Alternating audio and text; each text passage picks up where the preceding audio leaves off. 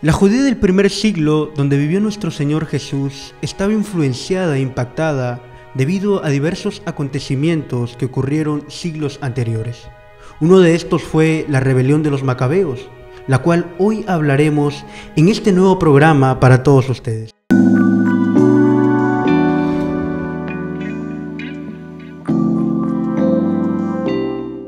Es una dicha y es un placer estar reunidos hoy con cada uno de ustedes y también tener el privilegio de contar con el magíster y profesor Gerson Salinas Alayo, quien es licenciado en Historia y Geografía y además también tiene estudios teológicos en el Seminario Gordon Cowell de Norteamérica y el Seminario Internacional de Miami.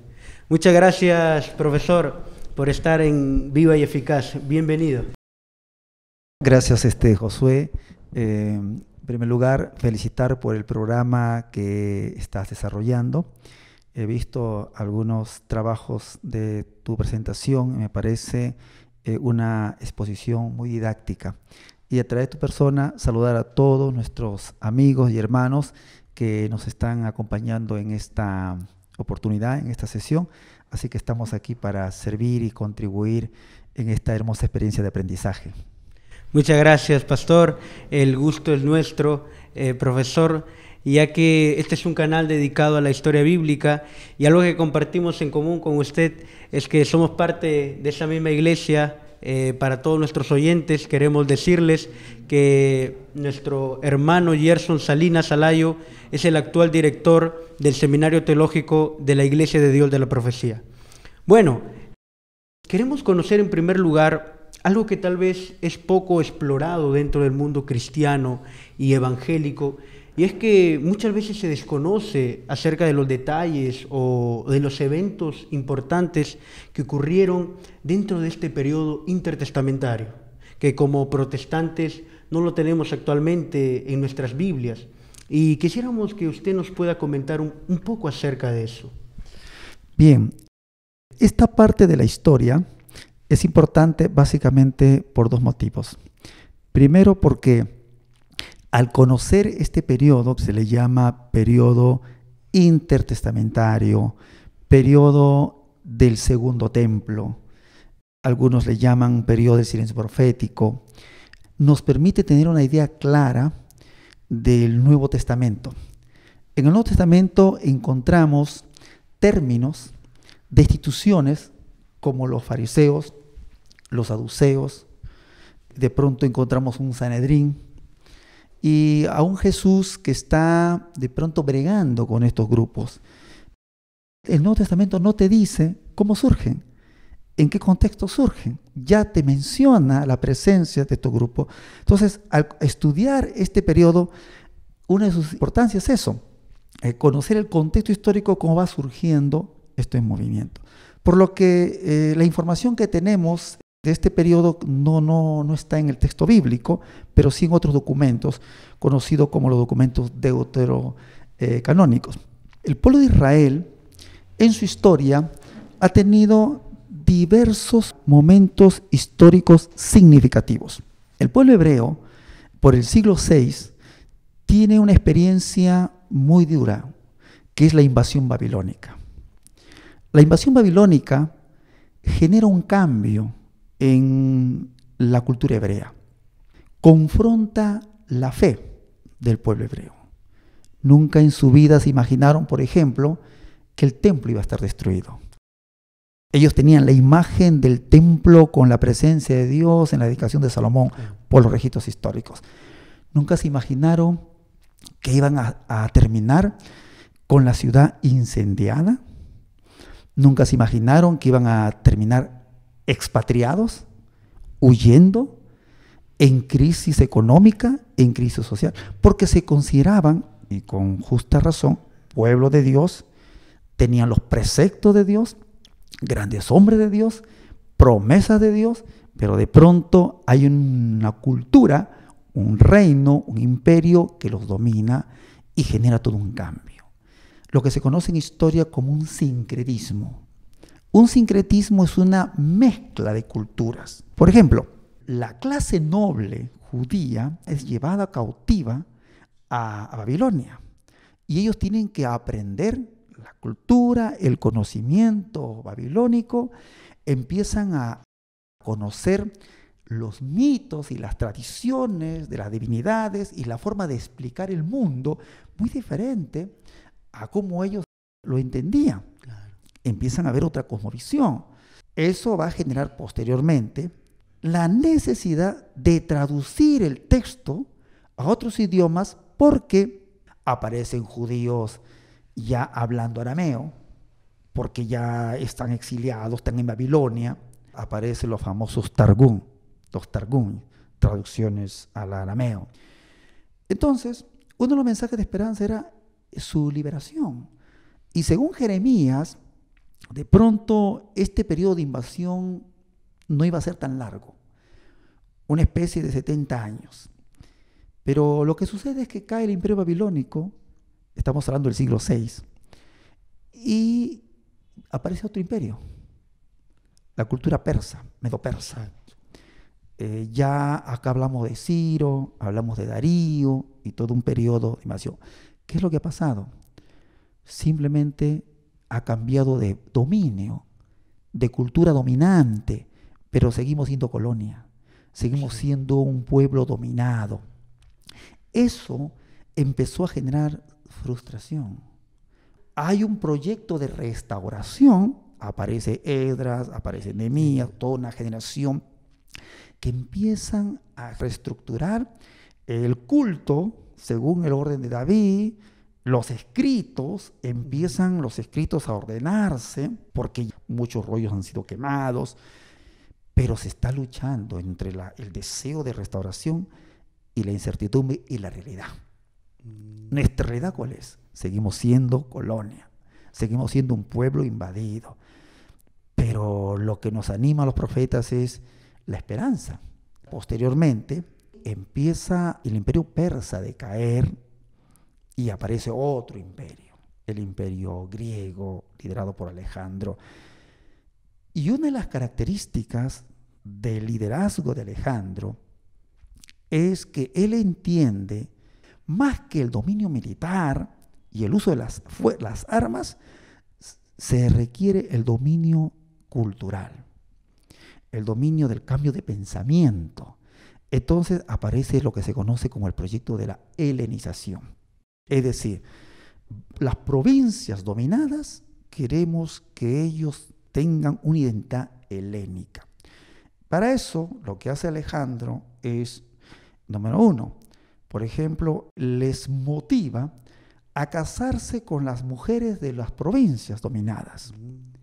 Y un ejemplo bíblico es Timoteo, hijo de padre griego y mujer judía. Ese es un ejemplo de lo que se conoce como el movimiento helénico. Se establece el idioma griego como influencia cultural, como idioma del Mediterráneo dominante. Hay intercambios comerciales como proyecto de la helenización. El pueblo judío, por ejemplo, empieza a conocer lo que es la rueda como una especie de molino para sacar el agua. Entonces, la helenización trajo aspectos positivos y aspectos negativos. Posteriormente, Alejandro muere a corta edad, su liderazgo es corto. Entonces, el reino queda dividido en sus generales, sus 4 generales. Y luego de esa etapa, los generales empiezan una batalla entre ellos. Los 2 más relevantes, más significativos, es Seleuco, que se ubica en la zona de Siria, toma la zona de Palestina, toda la zona este y oeste del norte de lo que es el imperio alejandrino, y Ptolomeo en Egipto, ¿no? En Alejandría. Claro. Y esos son los 2 líderes que van a tener relación escatológica con Daniel.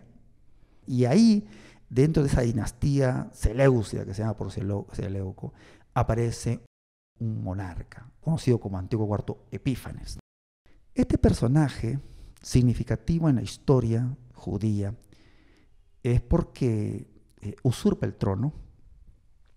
A su sobrino, creo, ¿no? Claro, él no era el heredero, era Demetrio, y usurpa el trono, claro, con la intención de continuar con el proyecto helénico, establece toda una serie de ordenanzas al pueblo judío. Exacto. Ordenanzas que generan un dolor muy fuerte. Y desde mi perspectiva, de mayor énfasis de dolor y de angustia, si queremos compararlo con el periodo babilónico. Primero, se empieza a quemar los rollos. Los rollos. Eso también pasó en el periodo babilónico. Número 2, se prohíbe que los judíos celebren las fiestas establecidos en la Torá, claro, dedicadas a Yahweh o a Yahvé, a Dios de los hebreos. Se prohíbe guardar el sábado. Se prohíbe la circuncisión, que es una ceremonia relacionada con la purificación dentro de la cultura judía. Se ordena construir un altar a Zeus en el templo de Jerusalén. Las mujeres que de manera oculta circuncidaban a sus hijos y se les encontraba, se les mataba a las mujeres y a los niños y se les colgaba la cabeza de los niños. Era una persecución triste, como un acto de generar miedo, terror por no obedecer la ley.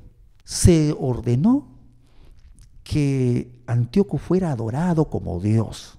Y ahí aparece la palabra Epífanes, Dios manifestado.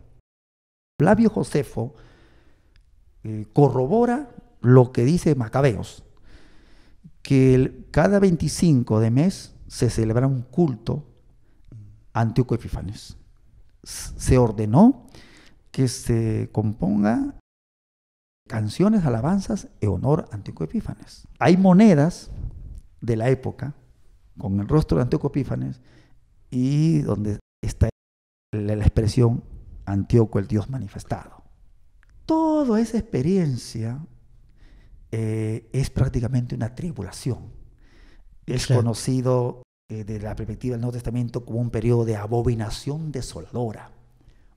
Y en esa época había judíos que nacieron siendo hijos de esclavos, murieron en esclavitud y nunca conocieron la libertad. Qué interesante dato. Y en medio de esa realidad fluía la esperanza mesiánica. Entregaron sus vidas, las mujeres entregaron a sus hijos a muerte en esperanza mesiánica.